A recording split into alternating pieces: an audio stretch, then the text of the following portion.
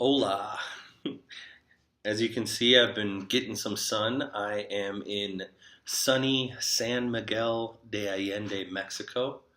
We're here on a mission trip with Valley's interim week. I'm here with a bunch of students from Valley.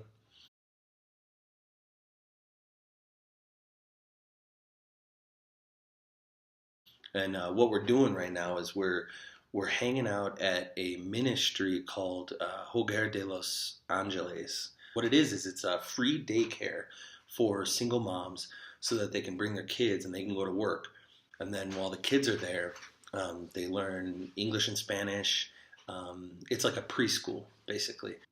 I wish I could be there with you all tonight, but I'm not going to lie, I'm really enjoying myself here. Where we're at Saturday Night Church, we're picking apart certain worship songs and talking about what it is that God might want to teach us through this music. Tonight, we're going to be talking about a song that I'm sure you all know. It's called I Will Follow You. Um, we're also going to work in oceans where feet may fail. Um, it's a very similar theme. It's about stepping out in faith and following Christ. Um, and in order to get at this song, what we're going to do is we're going to look at Luke chapter 5, verses 1 through 11. Here's what it says. This is in a section called Jesus Calls the First Disciples. It says, on one occasion, while the crowd was pressing in on him to hear the word of God, he was standing by the lake of Gennesaret, which is the Sea of Galilee. And he saw two boats by the lake, but the fishermen had gone out of them and were washing their nets. Getting into one of the boats, which was Simon's, Simon is Peter, he asked him to put out a little bit from the land, so take the boat a little bit out into the water. And he sat down in the boat and taught the people from the boat. This created sort of an amphitheater effect. So imagine the beach in front of you and then pushing out into a boat a little bit into the water and talking onto the land. This was this natural amphitheater effect. So people could hear him better, and also so that they weren't crowding him into the water. He got a little bit of distance from them and was able to teach them more comfortably. It says, when he had finished speaking, he said to Simon, why don't you put the boat into the deep water, the deepest part of the lake, and let down your nets for a catch? And Simon answered, Master, we toiled all night and took nothing. But at your word I will let down the nets. And when they had done this, they caught a large number of fish, and their nets were breaking. So they signaled to their partners in the other boat to come and help him. And they came and filled the boats so that they began to sink. There was so much fish that the boats were sinking. But when Simon Peter saw it, he fell down at Jesus' knees, saying, get away from me. I am a sinful man, O Lord. For he and all who were with him were astonished at the catch of fish that they had taken. And so also were James and John, sons of Zebedee, who were partners with Simon. Jesus said to Simon, don't be afraid. From now on, you will be catching men. And when they had brought their boats to the land, they left everything and followed him. This is, to most of us, a pretty familiar story. This is when Jesus called his first disciples. So he meets some people and he selects them and says, you're going to come follow me. He invites them to give up the rest of whatever else they were doing and to literally follow him around, to walk behind him, to be where he was, to teach with him, to listen to him, to grow, to be his friends and his followers, his disciples. And to eventually, they didn't know it at the time, but he was inviting the first of the people who would be the church, who would carry on Jesus' teaching after he was ascended. So this is a big deal. And there are a few things that we could talk about when it comes to this passage and when it comes to the idea that we are called, invited, you and I are invited to literally follow Jesus. The first one is this. Peter was not He wasn't a bad fisherman, which I think because the little bit that we know about Peter from Scripture, we kind of think of him as kind of a buffoon, that he messes things up a lot and that he gets himself into trouble and that he kind of speaks before thinking and we kind of think of him as like a lovable idiot, which isn't really fair. I mean, when it comes to what Peter did, he was really good at it. When it comes to stepping outside his comfort zone and doing some of the things that Jesus was asking him to do, he fell more often than he's shown, but we do the same thing. But when it comes to what he did, he was good at it. So for Peter to fish all night, knowing that that's the right time to catch fish and doing all of the things that you're supposed to do to catch fish, and he comes up empty-handed, he gets nothing. After a whole night of work, he's tired, he's probably exhausted, and he's probably a little bit frustrated. And here we have Jesus, who, at least by this time, 4 chapters into Luke, has made a bit of a reputation for himself. Here we have this important teacher type person who people are listening to and they're respecting him. And there's a little bit of the culture that says that you just respect this type of person anyway. But here we have this guy who's a carpenter, maybe, or a stonemason, and he's this religious teacher, and he's telling Peter to go out in the daytime, in the deepest part of the water, where it's the hardest thing you can do to try and catch fish. And Jesus says, Peter, let's go out more, let's drop your nets and let's see if we can catch something. And I don't know about you, but when somebody is standing over my shoulder, helping me do my job, I get frustrated, especially if I think that I know a little bit more than this person about what it is that I'm trying to do. And if I'm trying to force a square peg in a round hole and it's not fitting and someone says, turn it a little bit to the right, I get kind of upset. But here, and you see a little bit of that where Peter basically says, look, we tried this all night and we caught nothing. But maybe he was just exhausted. Maybe he was curious. Maybe he was just being respectful of who Jesus was and what his position was as a teacher. But Peter agrees. And he does it. And here's what I think of. If we put ourselves in Peter's shoes, we're expert fishermen, and somebody comes along and tells us to do something, even knowing it's Jesus. Do we listen? Do we follow?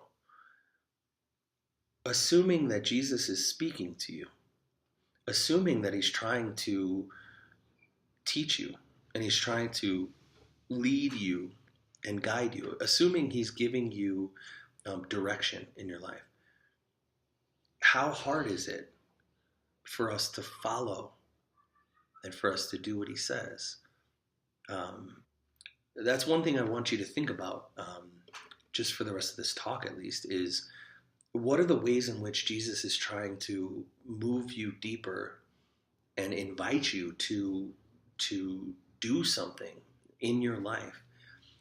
And 1, do you find it difficult? 2, what would it look like if you were to obey? And 3, what do you expect might happen if it worked? What would it be like if it worked? And is it worth it? They end up catching a miraculous amount of fish. I mean, this is an amount of fish that everyone looks and says, that is more than could possibly have happened. That's a miracle. That's something special, something different.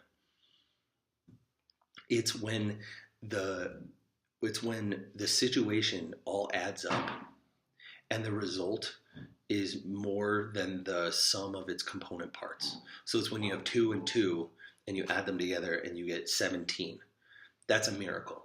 So there's the way that things naturally work, and then the situation comes together and something above and beyond what you would be led to expect based on what was involved. In order to fish, you get in a boat, you go out to the deep water, you cast your nets. Supposedly you pick the right time of day. And all of those things add up to you catch some fish. What happened here, though, was they didn't catch some fish. They caught a ridiculous amount of fish. And that's why they consider it miraculous. They caught more fish than they should have been able to caught based on the situation and the circumstances.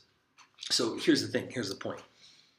When they saw the miraculous catch of fish, they were astonished. They were amazed. And here's what I want us to think about. What would have to happen in your life for you to be astonished and amazed at what God can do? And my question is, maybe we don't look at a net full of fish and think, God, you're amazing. But what does make us think that? And the third thing is probably the most difficult thing about the whole passage, and maybe the most difficult thing about our entire lives. And we've been hinting at this for the last few weeks, and I'm just going to come right out and say it. Jesus wants you to follow him, like actually follow him. He's inviting you the same way he invited Peter and his brother Andrew and James and John, their fishing partners. He's calling you out. He's saying, drop what you're doing and come follow me. And I'm going to give you a new future. And I'm going to give you a purpose. And I'm going to give you a role in my kingdom. And I want us to recognize how scary that is. For somebody like Peter, who has a family to feed and he has responsibilities, and this is his life's work. This is the trade that he's learned since he was little. And Jesus is inviting him into an unknown future, a scary future, one that ends up getting Peter killed in the same way that it got Jesus killed. This is a scary thing.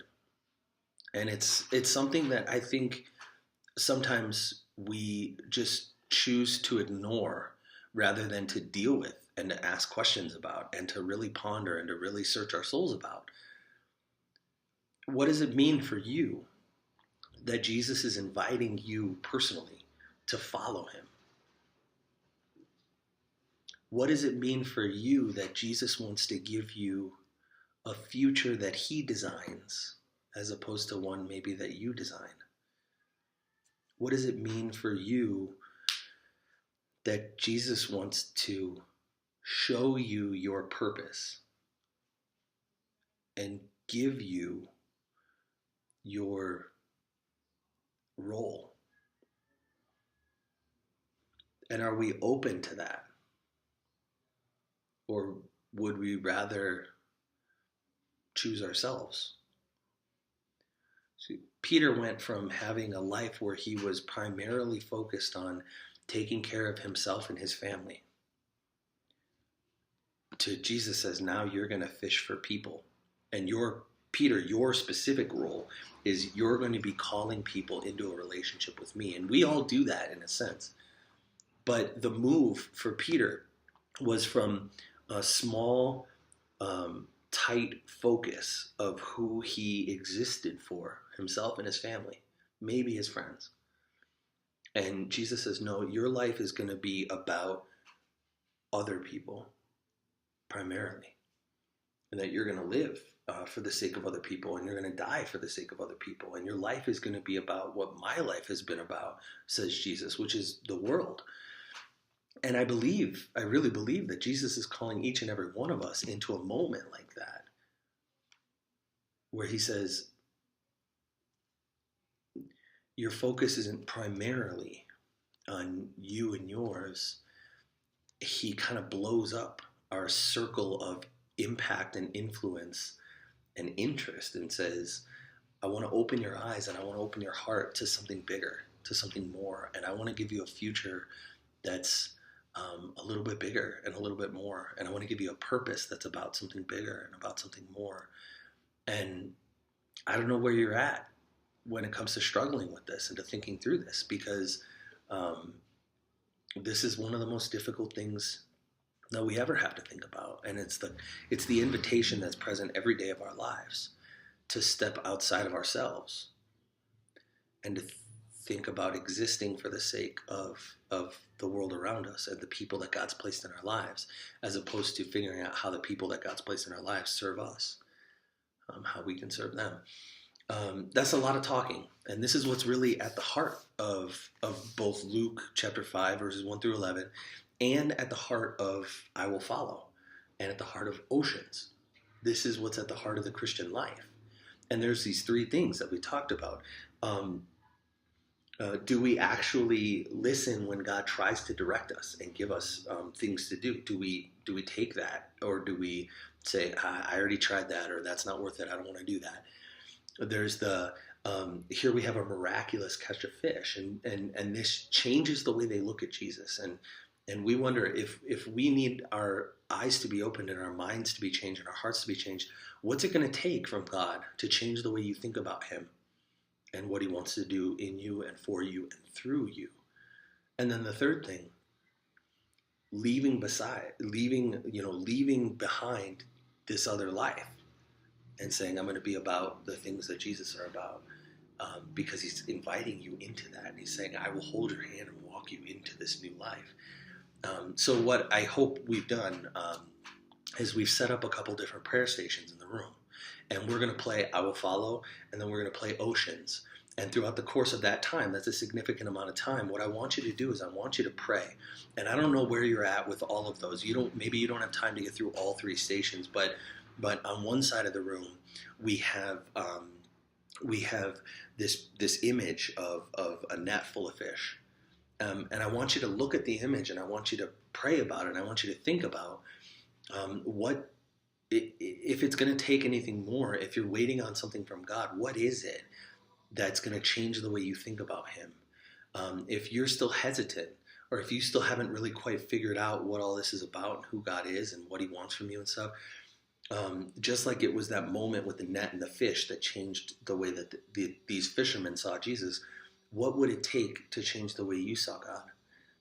What would He have to show you? What would He have to do?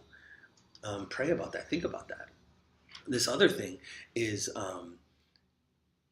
do I listen to God, assuming that He's talking to you, hoping that He's actually speaking into your life? Do you listen? Do you follow? And what I want you to do there is, we have these little fish. I want you to write on a fish. This is a time of confession. This is a time of just being open and honest with God and saying, God, I ignore you sometimes, and I don't listen. And I want you to write down some of the things that you want to confess on these fish, and I want you to drop them in the boat that's in the middle of the room. You might have been saying, what's with this boat?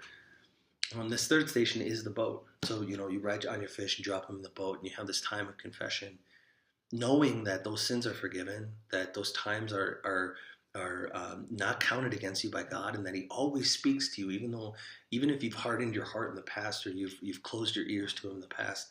He's not done speaking to you. And then the third one, the boat. There should be a chair in the boat. You just kind of take turns sitting in that chair and saying, could I leave this boat?